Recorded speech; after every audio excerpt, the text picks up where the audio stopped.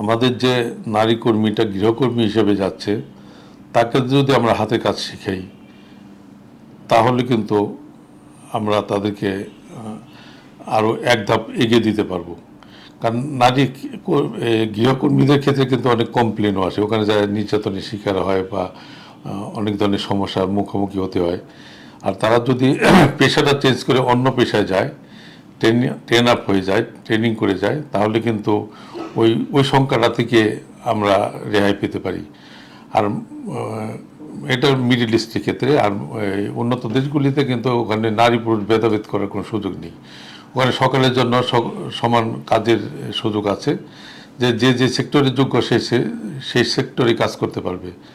এর জন্য ওদের কাছে এটা কোনো ইম্যাটেরিয়াল, তারা এটা ম্যাটার করে না যে কে মহিলা কে পুরুষ।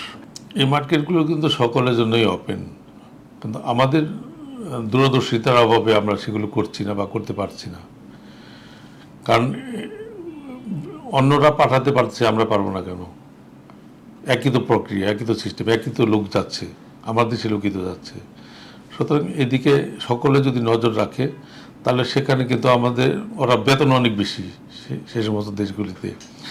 তা আমরা যদি তাদেরকে ওইভাবে ট্রেন আপ করে ওই সমস্ত দেশগুলিতে পাঠাতে পারি, যেমন কোনো কোনো দেশে ল্যাঙ্গুয়েজ শিখে যেতে হয়, কোনো কোনো দেশে কাজ শিখে যেতে হয়, এই ট্রেন আপগুলি যদি আমরা করে দিতে পারি তাহলে কিন্তু তারা আরও বেশি উপার্জন করতে পারবে। এবং তারা যদি বেশি উপার্জন করে তাহলে সে টাকাগুলো তো তার ম্যাক্সিমাম টাকাগুলো তো তারা দেশেই পাঠাবে, তাদের ফ্যামিলি আছে, মা বাবা আছে, পরিবার আছে, তাদের কাছে পাঠাবে।